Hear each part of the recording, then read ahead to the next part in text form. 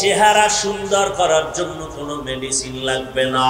অন্তত নিম্নে 40 বছর পর্যন্ত তোর চেহারার থেকে নূরের আলো বের হবে, ঝলমল করবে, আকর্ষণ থাকবে।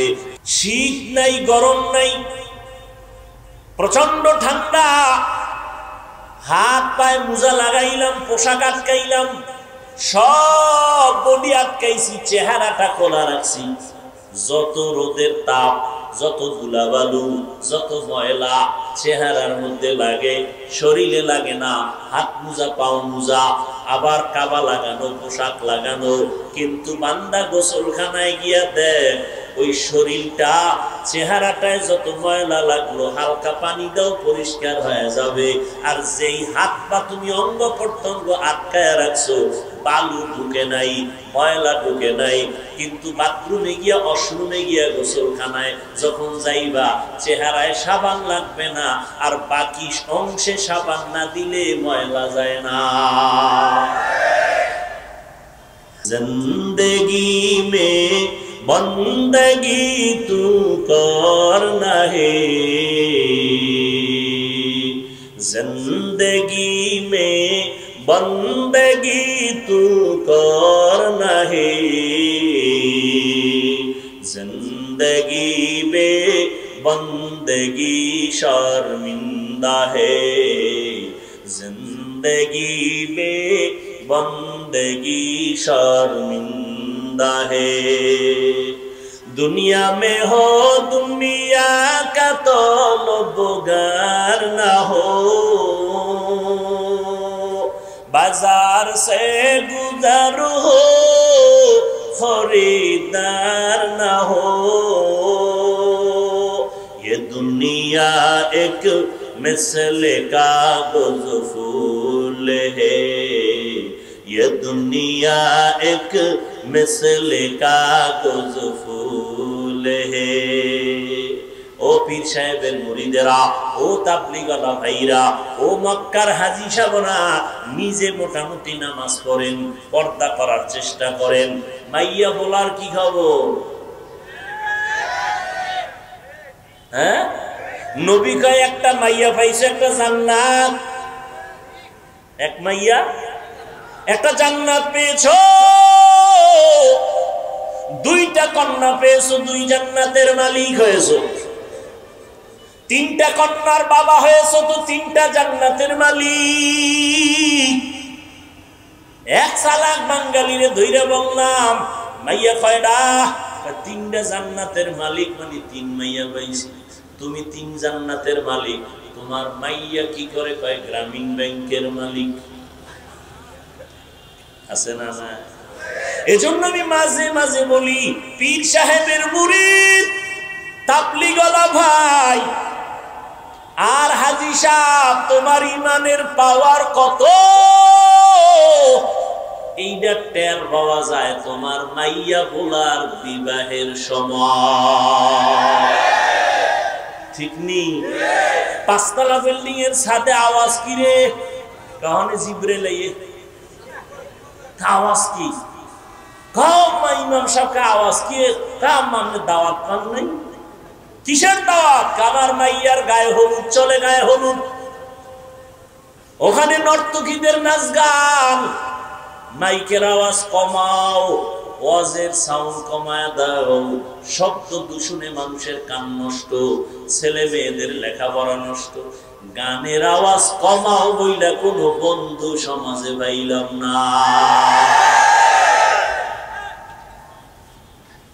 এখানে শব্দ দূষণ নাই। কি ট্যাক্সেট চালায়, জমিন পর্যন্ত কাঁপে। ঠিক নেই? ঘুমের বাচ্চা ভয় কান্না করে উঠে। আল্লাহ হেদায়েত দান করুন। তো হাজী সাহেব, আপনার ইমানের পাওয়ার কত? টের পাইবেন মাইয়া বলার বিয়ার সময়। হায় হায়, কিছু চাই না, মাইয়াটার জন্য একটা জামাই চাই, হ্যাঁ, ছেলের জন্য একটা পাত্রী চাই, আর কিছু কেন? আর কিছু না। ভিতরে ভিতরে কয় বিদেশ যাওয়ার ভিসা চাই। ঠিক নেই? একটা হুন্ডা চাই। কেন? কামার ফোলারে গুন্ডা বানাবো। টেলিভিশন চাই, হাজি সাহেব টেলিভিশন চাই, আর কিছু লাগবে না, টিস টেলিভিশন সিনেমা কিচ্ছু লাগবে না, একটা কি হইলে চলে, কি সব থেকে বড় গিফট মোবাইল, কি টাচ মোবাইল, ঠিক নেই? আমার মাইয়ের হক আদায় না করলেও জামাই মাশাআল্লাহ মোবাইলের হকটা যথাযথ আদায় করে সারা রাত শুয়া শুয়া কবিরা গুনে। আল্লাহ হেদায়েত দান করুন। ইয়া আইয়ুহাল্লাযীনা আমানুস্তাঈনু বিস-সাবরি ওয়াস-সালাহ, ও মুমিন সাহায্য প্রার্থনা করো দুই জিনিসের মাধ্যমে। কার থেকে নিবেন সাহায্য?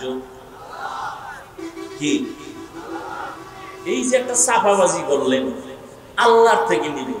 জীবনে আল্লাহর কাছে চাইছেন, এক সূরায় চাইছি দেয় না, এজন্য আর চাই না।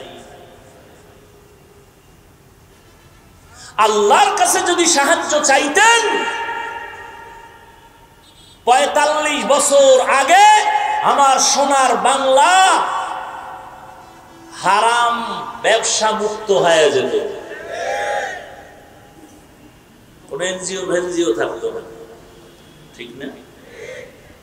কত আল্লাহর বান্দা তলে তলে তলে তলে তলে তলে লোন নেয়, লোন নিয়া মানকে সিবাই হইরা আরে কান্দা, কেমন কান্দা কান্দে, আমার বউরে মারে, আমার উপযুক্ত মাইয়ারা এসে মারে পাওনাদারেরা, আমার শুইনা লাগছে এত কষ্ট, আমার একটা হুজুর কি করুম, আমি কই মর কচু গাছ খুঁজা, আর কি করবা? তোমার জীবনের থেকে অভিশাপ কি যে অপরাধ করছো তুমি হারাম খাইয়া, আর তোমার বউরে তোমার সামনে মারে, তোমার উপযুক্ত মেয়েকে টর্চার করে, এর থেকে অপমান আর কষ্ট দুনিয়াতে বাবার জন্য কি থাকতে পারে? হারামে কি নাই? আল্লাহ হেদায়েত দান করুন। এজন্য সাহায্য লাগবেই। দুনিয়ার পরিবেশ বড় খারাপ, আবার তিন দল শয়তান আমার পেছনে লাগা, জিন শয়তান, মানুষ শয়তান, আর একটা শয়তান আছে আমার বডির ভিতরে থাকে, নফস শয়তান। কি শয়তান? নফস শয়তান ভিতরে থাকে। ও বাইতুল্লাহর গিলাফ ধরলো, ভিতরে আছে। ও নামাজে দাঁড়াইলো, ভিতরে আছে। ভিতরে বসে বসে ওয়াসওয়াসা দেয়, ঠিক নেই? দাঁড়াইছি মসজিদে, আমার মনটা, আমার চেহারাটা, দেহটা কিবলার দিকে ফিরানো, কিন্তু আমার মনটা মসজিদের বাইরে ফিরানো, ঠিক নেই? অবস্থা বড় খারাপ। এমত অবস্থায় জান্নাতের পথে একা চলা যাবে না, সাহায্য লাগবে। কার থেকে চাইবো? যার কাছে তিনটা দুর্বলতা নাই, তার থেকে সাহায্য চাইলেই পাওয়া যাবে। এক নাম্বার দুর্বলতা নাই, পেছনে টান নাই। দ্বিতীয় দুর্বলতা কোনো অভাব নাই। তৃতীয় দুর্বলতা কোনো স্বার্থ নেই, অভাব নাই, স্বার্থ নাই, পিছনে টান নাই। এই তিনটা দুর্বলতা যার নাই, তার কাছে সাহায্য চাইলেই পাওয়া যাবে। এবার দেখেন তো, স্বার্থ নাই, অভাব নাই, পিছনে টান নাই, এমন কোন মানুষ এই পৃথিবীতে আছে না? সব দুনিয়াওয়ালারা, সব দুনিয়ার প্রত্যেকটা মানুষ অভাবী, স্বার্থপর। স্বার্থ ছাড়া কোনো বিশ্বাস আছে? কোন বুজুর্গ আছে? সব স্বার্থ। কিছু কিছু ভণ্ড বীর মুরিদেরটা খাইয়া মোটামুটি আটলান্টিক মহাসাগর বানাইছে পেট মোবারক।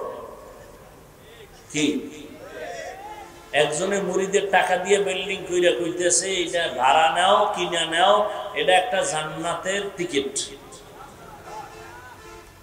তাহলে দুনিয়াতে সবাই অভাবী এবং কি স্বার্থপর। বলেন, স্বার্থপর ছাড়া কেউ আছে? তাল মিলেন না, বুঝে শুনে বলেন। নাই? বলেন নাই। স্বার্থ ছাড়া কোন মানুষ নাই। আমি তো দুইজন পাইছি। কয়জন? আমি দুইজন পাইছি। সারা দুনিয়াতে দুইজন আছে, এদের আসলে স্বার্থ নেই। একজন আমার আম্মা জান, একজন আমার আব্বা জান।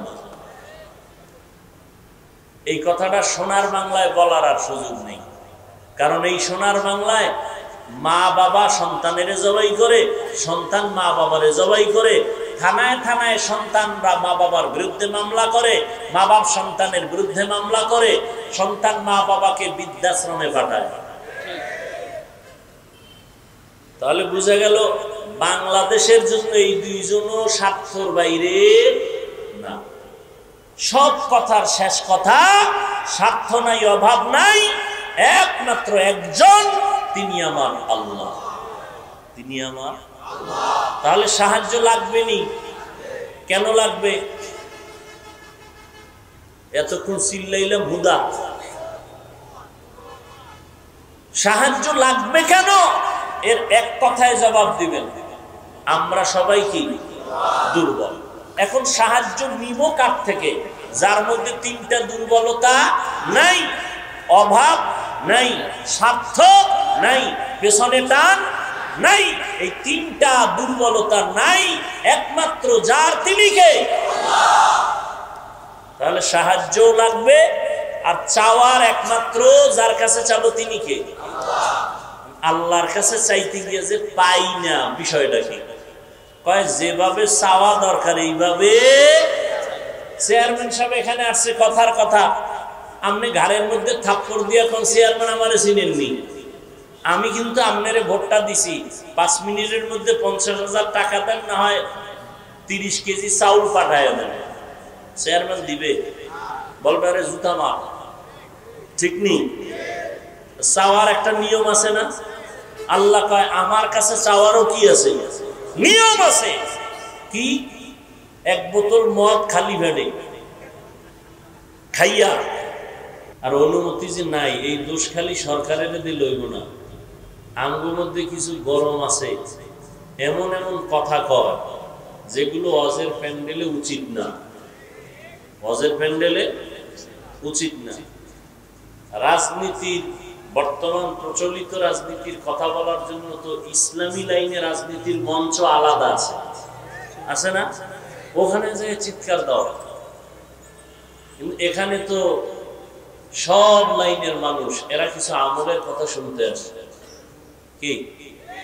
যদি এরা জানে, এই ওয়াজের প্যান্ডেলের সব শ্রোতারা জানে যে আমি এখন এক চাটিয়া কোন দলের পক্ষে বয়ান করবো, তাহলে 3 ভাগের 2.5 ভাগ থাকবে না, কথা ঠিক না?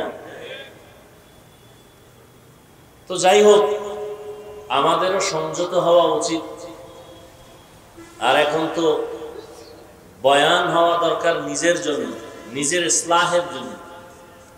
শরীরের বয়ান না, বয়ান হয় কলবের চিকিৎসার জন্য। কিসের চিকিৎসা? কলবের চিকিৎসা তো আগে আমার হতে হবে। আমি বয়ান করি আপনার জন্য, আমার জন্য করি না, এই কারণে ফায়দা কম। তারপরও একেবারে যে ফায়দা নাই তা না। আল্লাহ সবাইকে বুঝার তৌফিক দান করে, আমলের তৌফিক দান করে। অযাক্কির ফাইন্না যিকরা তানফাউল মুমিনিন, আলোচনা চালায় যাও, মুমিনদের জন্য ফায়দা হবেই। আচ্ছা, আজকে দুপুর বেলা না গতকাল দুপুরে খানা খাইছেন কি দিয়ে মনে নেই? মনে জবাব দেন না। ধরে নেন দুধ কলা দিয়ে খাইছেন, দুধও ভিটামিন, কলাও ভিটামিন। এখন আপনি দুধ কলা দিয়ে যে খাইছেন মনেও নাই, আর মনে থাকলেও জানেন না এই দুধ কলার উপকার কি, কিন্তু খাইছেন। ভিতরে গিয়ে কি কাজ করবে না করবে না? কথা বলেন না কেন? আপনার মনে না থাকলেও করবে, আপনি না জানলেও করবে। ঠিক কোরআন হাদিসের মজলিস, ওলামায়ে আহলে হকের মজলিসে আপনি যদি শুধু বসেন, এতেও লাভ। আপনি আমল করবেন না করবেন সেটা পরের কথা। নবীজি বলেন, কোন বান্দা, কোন উম্মত যদি ওলামায়ে আহলে হকের মোলাকাতের জন্য দ্বীনি মজলিসে যায়, প্রত্যেকের সাথে 70,000 রহমতের ফেরেশতার একটা কাফেলা আল্লাহ দিয়ে দেন। আরো আস্তে করে বলেন। আমার আল্লাহ কি আস্তে বললে শুনে না? না সন্দেহ আছে? তাহলে জোরে বলার দরকার কি? মাগরিবের নামাজের প্রথম 3 রাকাতে কেরাত আসতে না জোরে? কথা বলেন। ওখানেও আসতে পড়বেন, আল্লাহ তো আসতে কইলেও শুনে। ফজরের 2 রাকাত ফরজ নামাজে কেরাত জোরে না আসতে? ওখানেও আসতে পড়বেন, আল্লাহ আসতে কইলেও শুনে। এই যুক্তি দিলে নামাজ হবে কেন? আল্লাহ পাক মানুষের জীবনের জন্য করণীয় বর্জনীয় যা করেছেন রাসূলের তরিকার মাধ্যমে, এটাই দ্বীন, এটাই ইসলাম। মেনে নেওয়ার নাম গোলামি, যুক্তি দিয়া আঁকাবাঁকা করার নাম চালাকি করার নাম গোমরাহি।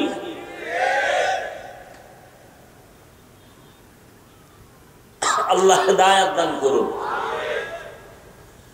তো আল্লাহ পাক যাকে ভালোবাসেন তাকে মুসিবত দিয়া পরীক্ষা দিবেন। তাহলে মুসিবত আসাটা নিয়ামত। বলেন, মুসিবত আসা কার জন্য? আল্লাহ যারে ভালোবাসেন না। আল্লাহ কারে ভালোবাসেন? বাংলাদেশের সব থেকে বড় গাঞ্জাখোর, এরে আল্লাহ বেশি ভালোবাসেন। হ্যাঁ, সুদখোর, ঘুষখোর, আল্লাহ বেশি ভালোবাসেন তাকে যে আল্লাহকে মানে, যে আল্লাহকে। আর আল্লাহ ভালোবাসেই মাঝে মাঝে পরীক্ষা নেন। দুনিয়াতে মানুষও মানুষের পরীক্ষা করে না? করে না? কারে করে? যে কাছে বন্ধু কাছে মনে করে তারে করে। কথা ঠিক না? যে আসলে এই বন্ধুটা কি আমার, না এর সাথে হটলাইন আছে গোপনে? আল্লাহ যারে বন্ধু বানাবেন তারে পরীক্ষা করবেন না? আল্লাহ পরীক্ষা করবেন। এজন্য হাদিসে নবী বলছেন, আল্লাহ যাকে ভালোবাসেন তাকে মুসিবত দিয়া পরীক্ষা নেবেন। এজন্য আল্লাহর ওলি যারা ছিলেন মুসিবত আসলে বলতেন আলহামদুলিল্লাহ। কি বলতেন? আম্মা মুসিবত আসলে কোরআন শরীফে আল্লাহ সবক দিছে, ইন্না লিল্লাহ কইবা। আল্লাহ ওয়ালারা আলহামদুলিল্লাহ বলতেন কেন? কয় যে মুসিবত আসা মানে আল্লাহ আমার দিকে কুদরতের নজর দিছেন। তাহলে এটা গজব না নেয়ামত? নেয়ামতের কি ইন্না লিল্লাহ না আলহামদুলিল্লাহ? ওই খেয়ালে তারা আলহামদুলিল্লাহ বলতেন। তাদেরটাও ঠিক। আল্লাহ যা বলছেন মুসিবত আসলে ইন্না লিল্লাহ বড়, তাও ঠিক। তাহলে মুসিবত আসাটা আল্লাহর প্রিয় বান্দা যারা মুমিন তাদের জন্য নেয়ামত। গাঞ্জাখোর, আল্লাহর দুশমন, রসুলের দুশমনের জন্য গজব। এবার আমরা আল্লাহর কাছে কি দোয়া করব? আল্লাহ আমার গুনার কারণে যদি কঠিন গরম দিয়া থাকেন মাফ করে দেন। যদি পরীক্ষা করেন ঈমান মুমিন হিসাবে, তো পাশ করার তৌফিক দান করেন। এবার আল্লাহ কোরআনের আয়াতে বলেন, ও মুমিন তোমরা সাহায্য চাও 2 জিনিসের মাধ্যমে, ধৈর্য আর নামাজ। কয় জিনিসের মাধ্যমে? 2 জিনিস। আচ্ছা, এখন এই সাহায্য চাও কথাটা বেঈমানকে বলেন নাই, শুধু মুমিনকে বলছেন। ইয়া আইয়ুহাল্লাযীনা আমানু, ও মুমিন সাহায্য প্রার্থনা করো। ইস্তাঈনু বিসসবরি ওয়াস সালাহ, সবর ও সালাতের মাধ্যমে। মুমিনকে সাহায্য চাইতে বললেন কেন? আল্লাহর বান্দা তো আরো আছে। মুমিনরাই আল্লাহর বান্দা, হিন্দুরা আল্লাহর বান্দা না? কথা বলেন না কেন? ইহুদিরাও কার বান্দা? না অন্য কারো বান্দা? পৃথিবীতে যত মানুষ কার বান্দা? সব আল্লাহর বান্দা। মুমিনকে বললেন কেন সাহায্য চাও? আল্লাহর বান্দা যারা ঈমানদার না তাদেরকে কেন বললেন না সাহায্য চাও? আল্লাহ এদিক দিয়ে বুঝাইছেন আমি মুমিনরে বেশি ভালোবাসি। নাম্বার 2, জান্নাত শুধু মুমিন পাবে, বেঈমান পাবে না। জান্নাত শুধু মুমিনকে আল্লাহ দিবেন, কোন বেঈমানকে দিবেন না। বুঝেন কথা? বেঈমানরা কই যাইব? জান্নাতে না জাহান্নামে? কিন্তু এ কথাও আছে আল্লাহ কাউকে জাহান্নামে দিতে চান না।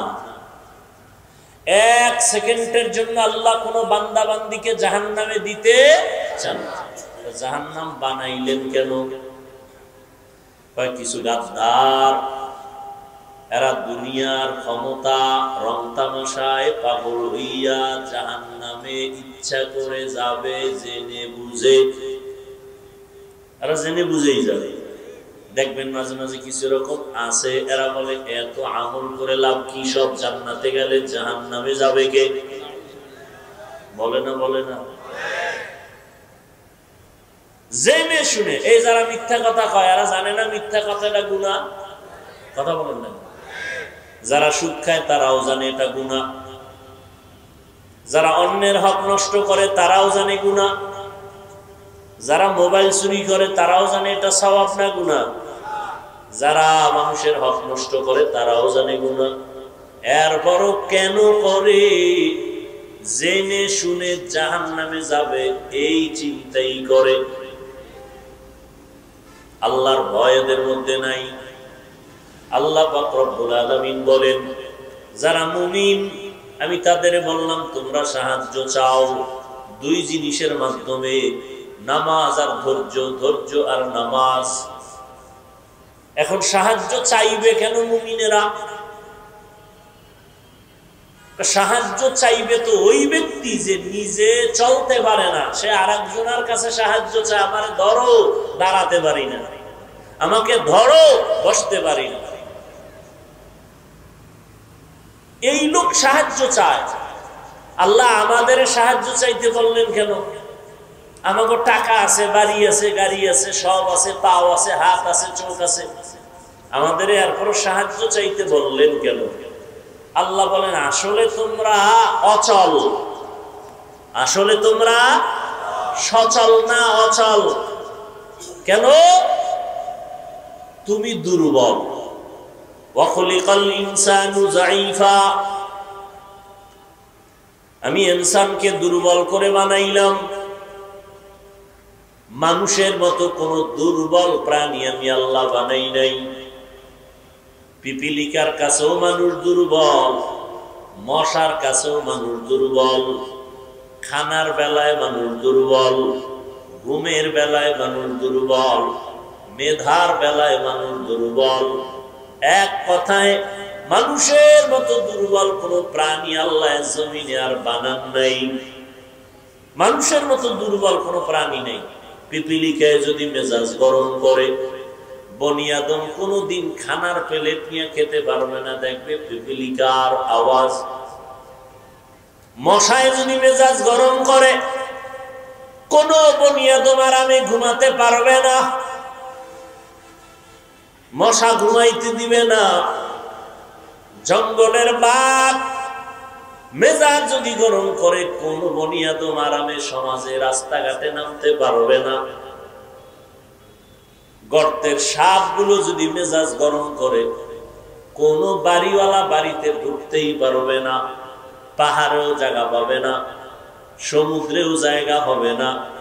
আল্লাহ বলেন তোরে এতটাই দুর্বল করে বানাইছি, দুনিয়ার সব শক্তিশালী, বাঘ শক্তিশালী, মশা শক্তিশালী, বাতাস শক্তিশালী, সূর্যের আলো অনেক শক্তি, নদীর মধ্যে শক্তিশালী প্রাণী আছে, পানি শক্তিশালী, সব তোর মতো দুর্বল গোলামটার গোলামি করে, তোর মতো দুর্বল বান্দার গোলামি করে কেন? যদিও তোমারে দুর্বল করে বানাইছি, কিন্তু সম্মান মর্যাদা দিয়েছি সবার উপরে। ওয়ালাকাদ কাররামনা বানি আদম ওয়া হামালনাহুম ফিল বাররি ওয়াল বাহরি ওয়া রাযাকনাহুম মিনাত তাইয়্যিবাত ওয়া ফাদ্দালনাহুম আলা কাসীরিন মিম্মান খালাকনা তাফদীলা। বনি আদম বড় দামি এক জাতি, আল্লাহ এত সম্মান দিছেন। এরা খানার বেলায় দুর্বল, সম্মান সবার উপরে। এরা হাঁটার বেলায় দুর্বল। চিড়িয়াখানা ঢাকায় একটা বাঘের খানার তালিকা লেখা, 17 কেজি গোশত খায় বাঘ প্রতিদিন। পারবে কোন বাঙালি খাদক 17 কেজি খাবে 3 বেলায়? সম্ভব না। কিন্তু ধাক্কা ধাক্কি তো বাঙালি কম করে না, খাইতে না পারলো। মানুষ খানার বেলায় দুর্বল, ঘুমের বেলায় দুর্বল, মেধার বেলায় দুর্বল, কিন্তু এরপর শক্তিশালী বাঘ মানুষের গোলামি করে, সাপ মানুষের গোলামি করে, বাতাস মানুষের গোলামি করে। কারণ এর একমাত্র কারণ দুর্বল মানুষের মর্যাদা অনেক বেশি, আল্লাহ বেশি ভালোবাসেন। এই জন্য আল্লাহর ভালোবাসার কারণে ভিন্ন মাখলুক আমাদের ভালোবাসে। قال النبي صلى الله عليه وآله وسلم الدنيا خلقت لكم وأنكم خلقتم للآخرة। নবী বলেন, মানুষ তোমাদের, দুনিয়াটা তোমাদের গোলাম বানানো হয়েছে। দুনিয়া তোমার জন্য, তুমি দুনিয়ার জন্য না। দুনিয়া আপনার আমার গোলাম, আমরা হলাম কার গোলাম? আরো জোরে বলেন। অতএব দুনিয়া আমাকে খুঁজবে, আমার পেছনে ঘুরবে, আমি দুনিয়া খুঁজবো না, পেছনে ঘুরবো না। দুনিয়া খুঁজবে আমাকে, আমি খুঁজবো আমার আল্লাহকে। ইয়া ইলাহি মুঝসে মুঝকো দূর কর, তাকে দেখো मुझ में तुझको एक नजर। या इलाही तू मेरा माबूद है, या इलाही तू मेरा माशूक है। আমরা কি খুঁজবো? দুনিয়া আমাদের খুঁজবে। এটা উল্টা গেছে, আমরা দুনিয়া খুঁজি, আল্লাহ আমগো খুঁজে। ঠিক না? আল্লাহ ফজরে ডাক দেয় হাইয়া আলাল ফালাহ, যোহরে ডাক দিতেছেন হাইয়া আলাস সালাহ, ফজরে ডাক দেয় আসসালাতু খায়রুম মিনান নাওম। এরপর বান্দা আসে না। আল্লাহ এবার প্রথম আসমানে গভীর রাতে নেমে আসেন, আর আল্লাহ গভীর রাতে তার বান্দাকে ডাকে। অতিও গভীর হয় রজনী যখন, নীরবে প্রভুর নাম জপিও তখন। প্রভুর করুণা যদি পাইবারে চাও, গভীর রাতে উঠে প্রভুর গুণগান গাও। আমরা দুনিয়ায় এতটা পাগল পারা হয়ে গেছি, আল্লাহরে খুঁজি না, আল্লাহ আমগো খুঁজা পায় না। আসি না, আল্লাহ ডাকে আসি না। ফজরে ডাকলো, জোহরে আর মাগরিবে এশায় নাই, ভোর রাত্রে সবাই ঘুমায় গেছে, ঘর আওয়াজ নাই, মা বাপ সব ঘুম।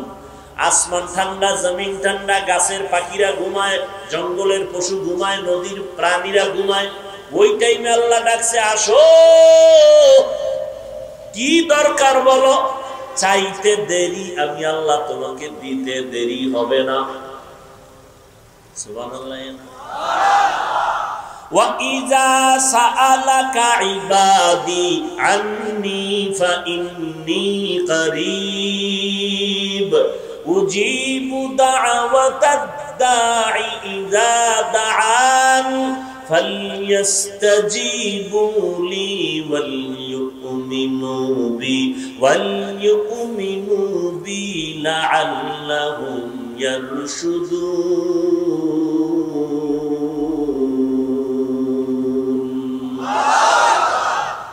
আল্লাহ বলেন, বান্দা তুমি আমার কাছে সুয়াল করো। ও বান্দা, যখন তুমি সুয়াল করবা, ইজা সাআলতা ফাসআলিল্লাহ ওয়া ইজা ইসতাআনতা ফাসতাইন বিল্লাহ। সুয়াল যদি করতে চাও আমার কাছে করো, ফকিন্নির কাছে করে লাভ নাই। এক ফকির আর এক ফকিরের কাছে চাইলে ভাই, দুনিয়ার সব ফকির ধনীকে জোরে বলেন। আল্লাহ বলে আমার কাছে সুয়াল কর।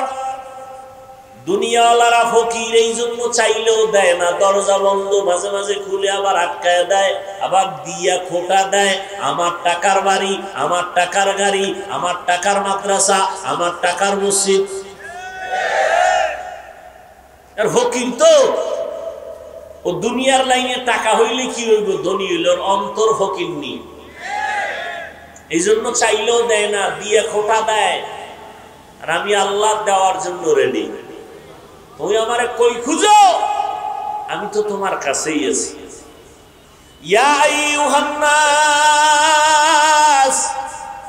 আনতুমুল ফুকারাউ ইলাল্লাহ ওয়াল্লাহু হুয়াল গানিয়্যুল হামিদ।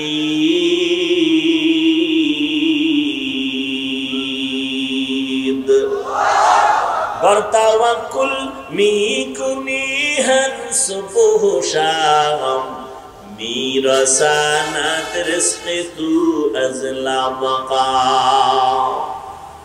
আল্লাহ বলেন, বান্দা, দুনিয়ার সব মানুষ ফকির, ধনীকে আল্লাহ কয় আমি শুধু ধনী না, আমি প্রশংসিত ধনী।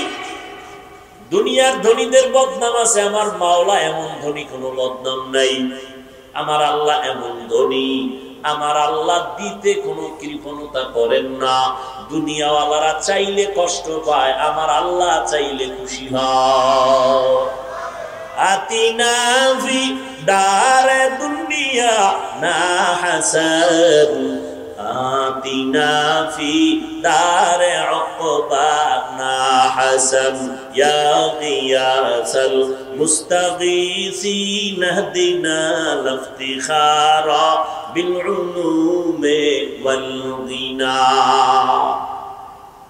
কত যুক্তি, টাকা না হইলে কেমনে চলি, চাকরি না থাকলে না খাইয়া মরতাম, ছেলে মেয়ে চাকরি না করলে উপায় কি হইতো, গ্রামীণ ব্যাংক থেকে লোন না আনলে আমি রাস্তার ফকির হয়ে যাইতাম। এই সমস্ত অজুহাত দেয়। রোজা রাখে না, চাউল কমে যাবে। অনেক কুলাঙ্গারের বাচ্চারা বলে রোজা রাখবো কেন, ভাতের টান আছে নাকি? বলে না, বলে না? আমরা কি ভাতের অভাবে রোজা রাখি? ও যুবক, ও দুনিয়াওয়ালারা, তোমরা মনে করেছো দুনিয়া তোমার আসল। না না, এটার কোনো ভ্যালু নাই।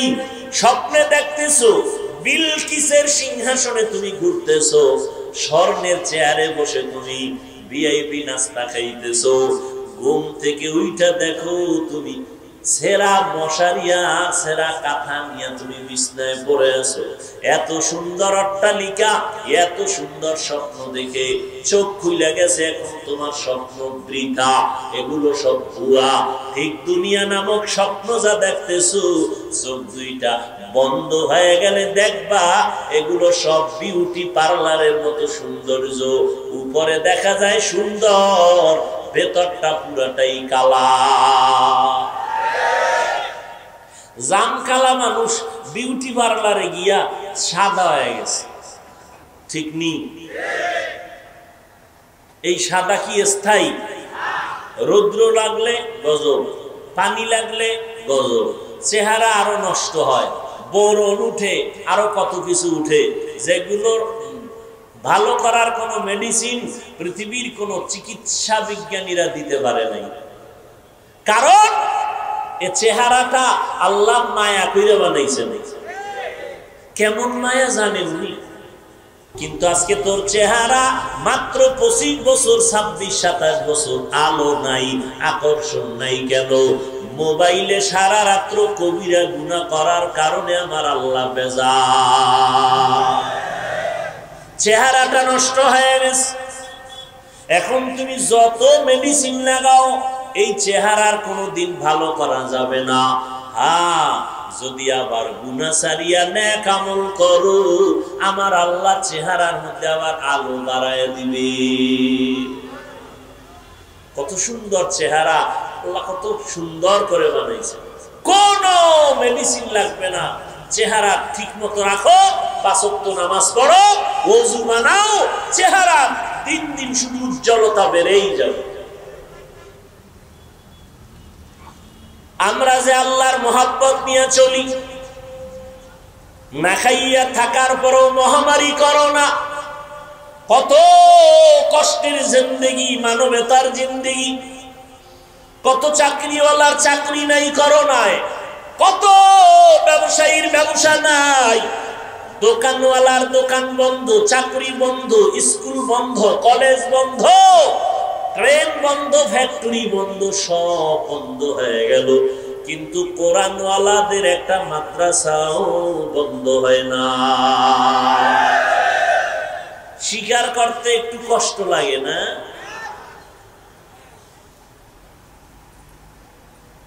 কয়জন হুজুর করোনায় ভিক্ষা করে বলছে, মেয়ে ছেলে নিয়ে না খায় মরি, কিছু টাকা দাও। জানা থাকলে বলেন না। করছে? করে নাই। কোন হুজুর গ্রামীণ ব্যাংকে গিয়া কইছে লোন দাও নাইলে মরলাম? বলছে? জীবন গেল সুদ খাই না, ঘুষ খাই না। বেঈমানেরা চায় আমগো টুপি না থাক, দাড়ি না থাক, নামাজ না থাক, পর্দা না থাক, কোরআনের আওয়াজ না থাক। এত দুশ্মনীর মাঝেও আমগো টাকা নাই, পয়সা নাই, বাড়ি নাই, গাড়ি নাই, কিন্তু সম্মানের অভাব নাই। এই যুবক, তুই নামাজ বাদ দিয়া, রোজা বাদ দিয়া, দাড়ি কেটে আল্লাহর বিরুদ্ধে গিয়া, রসুলের বিরুদ্ধে গিয়া যারা কোরআনওয়ালা, এদের থেকে কত উপরে উঠছ বলো? এমপি সাহেব, তার কাছে যাইতে তোমার কত সিরিয়াল। এরে ধরো, সেরে ধরো, টিকিট নাও, পাস নাও, টাইম নাও, ঘুরতে ঘুরতে 6 মাস পরে 5 মিনিটের দেখা। আর হুজুরকে দেখলে এমপি সাহেব কয় হুজুর দোয়া করিয়েন, মন্ত্রী সাহেব বলে দোয়া করিয়েন। সিরিয়াল লাগছে। এটা কি আমরা টাকা দিয়ে কিনছি? আমরা আব্বা এটা জন্মসূত্রে দিয়ে গেছে। এই সম্মান কে দিছে? ইয়া ইলাহি তু মেরা মাবুদ হ্যায়, ইয়া ইলাহি তু মেরা মাশুক হ্যায়। আল্লাহরে মানার কারণে, নবীর তরিকা মানার কারণে না খায় মরছি আমরা? বলেন। আচ্ছা বাদ দেন, হুজুর টুজুর বাদ, এগো হিসাব আপনি মিলাইয়া আগাইতে পারবেন না। হুজুরের বাইরে যারা আপনাদের লাইনে ব্যবসা করে, চাকরি করে, গাড়ি চালায়, ড্রাইভারি করে, কৃষি কাজ করে, শ্রমিকের কাজ করে, হুজুর না। এবার বলেন তো, এই লাইনে কি নবীর আদর্শ মানে নামাজ পড়ে দাড়িওয়ালা আছে না নাই? তাহলে আপনি কেন পারেন না? আপনার মতো যুবক জীবনে মাদ্রাসায় পড়ে নাই, স্কুলে পড়ে, কলেজে পড়ে, চাকরি করে, ব্যবসা করে, 5 বেলার নামাজ ছাড়ে না। আসেনি? বালিশে মাথা লাগাইয়া নিজেকে প্রশ্ন করেন, আপনি কেন পারেন না? আপনার মতো যুবক রাস্তায় গাড়ি চালায়, নামাজ বাদ দেয় না, ড্রাইভারি করে, আপনি কেন পারেন না? আপনি কি বাঁচতে পারবেন? চালাকি করে বাঁচতে পারবেন? কই গেল ফেরাউন, কই নমরুদ, কই কারুন, কই হামান, কই আবু জাহাল, কই আবু লাহাব? বাঁচার উপায় নাই রে বাবা। আপনার মতো যুবক র‍্যাব, আর্মি, পুলিশ, বিডিআরের চাকরি করে, ওসি, ডিসিএসপি, ওকিল, চেয়ারম্যান, মেম্বার, এমপি, মন্ত্রী, 5 বেলার নামাজি আছে না নাই? আপনি কেন পারেন না? এর একমাত্র কারণ আমার আল্লাহ আপনার উপরে বড় বেজার। আল্লাহ বলেন, বান্দা তুমি ধর্মীয় লাইনে দুর্বল, দুনিয়ার লাইনেও তুমি দুর্বল, সাহায্য ছাড়া আগাইতে পারবা না। আর দুনিয়া নামক জায়গা বড় খারাপ, যেদিকেই তাকাও গুনাহ, গুনাহ, গুনাহ, ডানে বামে, সামনে পেছনে গুনাহ, অন্তরের কল্পনায় গুনাহ, হাতের গুনাহ, চোখের গুনাহ, ঠিক নেই? হোটেলে বসছি খাইতে গুনাহ, চারিদিকের গুনাহ, গানের আওয়াজ, বেপর্দা নারীর আড্ডা, যেখানে যাব শুধু গুনাহ। এরপর আবার আমাকে 3 দল শয়তানে পেছনে টানে, আমি যেন জান্নাতের পথে আগাইতে না পারি। কয় দল? জিন শয়তানের টানে, মানুষ শয়তান আমারে পেছনে টানে। এত আমল দিয়া হবে কি মানুষ শয়তান? কথা কয় না। এত নামাজ লাগেনি, মানুষ শয়তান। এত ইবাদত লাগেনি, মানুষ শয়তান। আছে না নাই? এত তাসবিহ টানা লাগেনি, পাগড়ি লাগেনি, জামাত লাগেনি, নামাজ লাগেনি, তাহাজ্জুদ লাগেনি, নফল টফল লাগে না। আবার আলেমের কাছে যাবা কেন? তুমি নিজে নিজে নিজে নিজে যা বুঝো এইভাবে চলো। এরা মানুষ শয়তান। নিজের কপাল পুড়েছে, অন্যের কপাল পড়ার চেষ্টা অপচেষ্টায় আছে। নিজেও নামাজ পড়ে না, অন্যের নামাজ পড়ে তাও পছন্দ করে না, মানুষ শয়তান। নিজেও দাড়ি রাখে না, অন্য দাড়ি রাখে পছন্দ করে না। নিজেও হালাল খায় না, অন্য হালাল খায় তাও মানতে পারে না। নিজেও জিকির করে না, অন্য জিকির করে আল্লাহর নামে তাও সইতে পারে না। এরা কি শয়তান? মানুষ শয়তান। আমার নবী আল্লাহর কাছে কয় মিনাল জিন্নাতি ওয়ান নাস, জিন শয়তান থেকেও পানা চাই, মানুষ শয়তান থেকেও পানা চাই। বুঝেননি? মানুষ শয়তান হতে পারে আপনার বউ, পারে না? আপনি এখন তাবলিগে যাবেন, আপনি এখন আল্লাহ ওলির ওয়াজে যাবেন, বউকে সম্ভব না, থাকো আমার ভয় লাগে।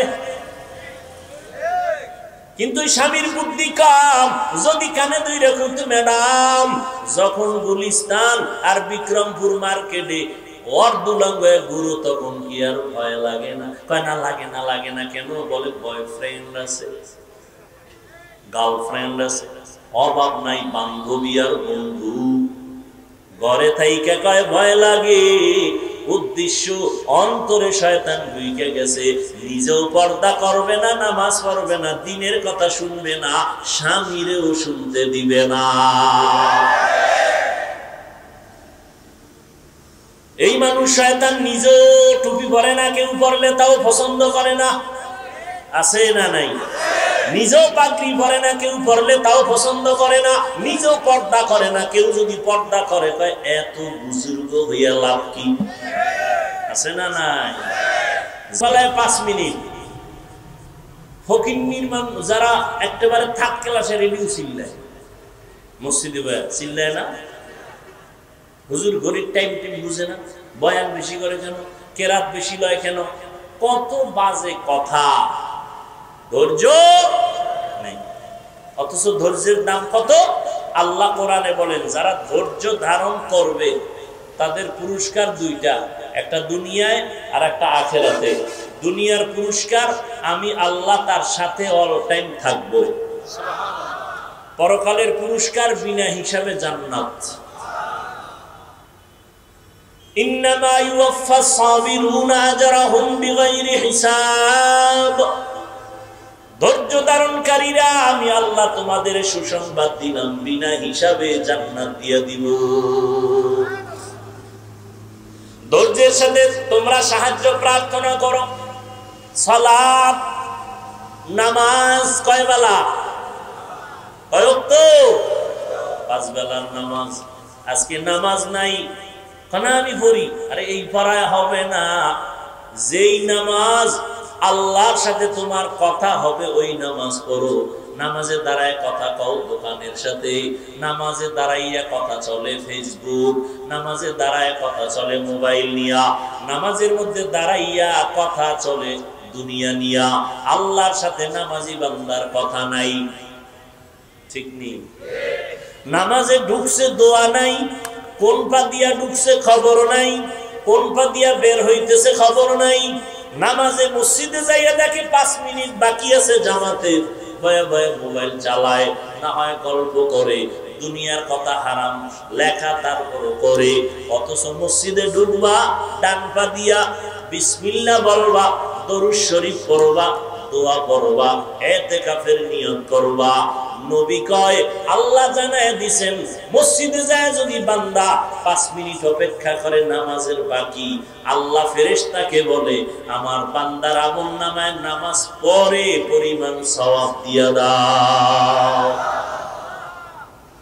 নামাজ দুনিয়াতে আল্লাহর ঘর, এটা শ্রেষ্ঠ মেহমানখানা। যারা নামাজে মসজিদে যায় তারা আল্লাহর মেহমান। এমপি সাহেবের কাছে যদি আপনি যান ময়লা কাপড় নিয়ে যাবেন, কথা হয় না, তাহলে আল্লাহর ঘরে কেন ময়লা গেঞ্জি পরে গেলেন? গেঞ্জির মধ্যে বাঘ ভাল্লুকের ছবি কেন? নতুন নতুন জামা পরে মসজিদে যান না কেন? আল্লাহর ঘরে গেছেন, আল্লাহর মেহমান, মাথায় টুপি নাই কেন? শরীরের থেকে ঘেরান আসে না কেন? সুন্দর জামাটা নিয়ে যান না কেন? পরিষ্কার পরিচ্ছন্ন হইয়া আল্লাহর ঘরে ঢুকেন না কেন? আল্লাহর ঘরে গেলেন, আল্লাহ যা পছন্দ করে সেই পোশাকটা পর্যন্ত আপনি পরলেন না। আবার জুমায় যাইয়া বাহাদুরি করে ইমামের সালামের পরে দৌড় দিছে, আর সুন্নত লাগে না। তাহলে সে জুমায় কয় রাকাত পড়লো? পৃথিবীর কোন মুফতির বাফেরও ক্ষমতা নাই যে ফতুয়া দিবে জুমার নামাজ 2 রাকাত। কমপক্ষে 10 রাকাত পড়তেই হবে। বিশেষ করে ইমাম খতিবের সালামের পরে 4 রাকাত সুন্নাত পড়তেই হবে, না হয় কবিরা গুনাহ হবে।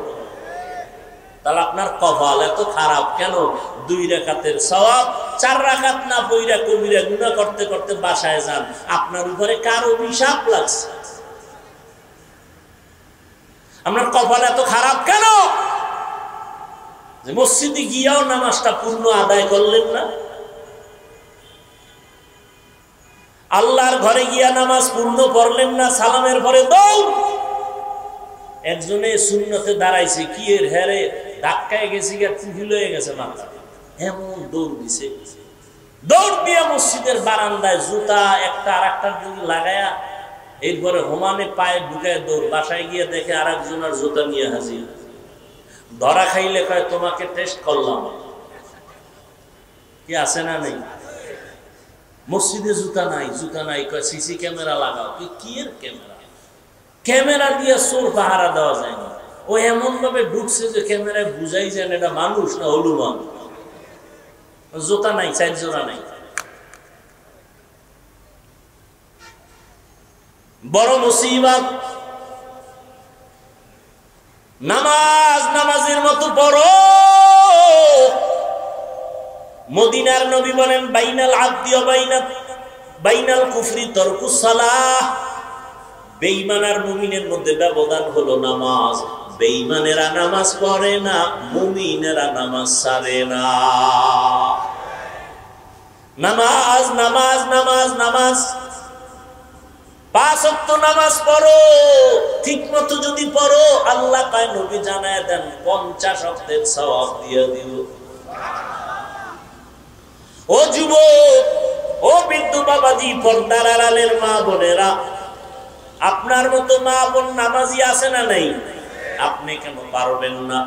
ও যুবকেরা, আমি যে এতক্ষণ বয়ান করলাম, তুমি আমার মতো বড় হুজুর হও, পাগড়ি লাগাও, স্কুল কলেজ ছেড়ে দাও, মাদ্রাসায় আসো, একবারও কিন্তু বলি নাই রে বাবা স্কুলে পড়ো আলহামদুলিল্লাহ, কলেজে পড়ো আলহামদুলিল্লাহ, চাকরি করো আলহামদুলিল্লাহ, ব্যবসা করো বাধা নাই।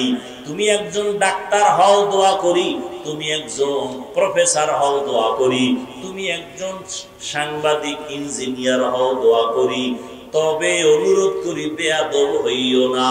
তোমার ব্যবহারে মা বাবা যেন কষ্ট না পায়, তোমার আচরণে যেন উলামায়ে কেরাম কষ্ট না পায়, তোমার ব্যবহারে যেন মুরব্বীরা কষ্ট না পায়।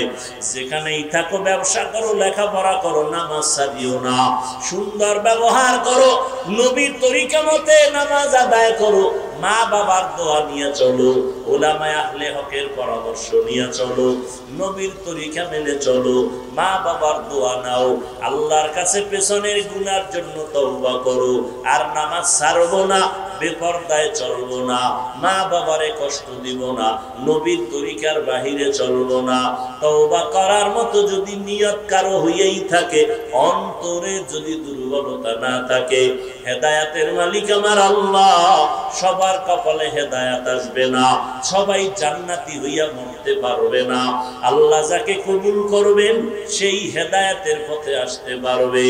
যাদের অন্তর তৈরি, আমি চাকরি করি, ব্যবসা করি, লেখাপড়া করি, স্কুলে পড়ি, কলেজে পড়ি, আর নামাজ ছাড়বো না, মা বাবার দোয়া নিয়ে চলবো, ওলামায়ে কেরামের পরামর্শ নিয়ে চলবো, নবীর তরিকা মেনে চলবো। তওবা করার মতো যদি নিয়ত হয়, দুটো হাত আমার আল্লাহকে দেখায় দাও। আয় আল্লাহ, হাতগুলো কবুল করে নেন, তওবা কবুল করে নেন, তওবার উপরে মজবুত হইয়া চলার মতো তৌফিক দান করেন, আমিন। আলহামদুলিল্লাহি রাব্বিল আলামিন, والصلاة والسلام على سيد الأنبياء والمرسلين وعلى آله وأصحابه أجمعين يا أرحم الراحمين يا أرحم الراحمين يا أرحم الراحمين رب ارحمهما كما ربياني صغيرا اللهم إنك عفو كريم تحب العفو فاعف عنا اللهم إنا نسألك رضاك والجنة ونعوذ بك من سخطك والنار اللهم إنا نعوذ بك من البرص والجنون والجذام وسيء الأسقام ও দয়ার মালিক, আমরা গুনার বোঝা নিয়ে হাত উঠাইলাম, ওলামায়ে কেরাম, মুরব্বী, হাজী সাহ, পর্দার আড়ালের মা বোনেরা, যুবক ছাত্র ভাই, মেহেরবানি করে সবাইকে মাফ করে দেন, মাহফিল কবুল করে নেন। আয় আল্লাহ, আলোচনার ভুল ত্রুটি ক্ষমা করে দেন। আয় আল্লাহ,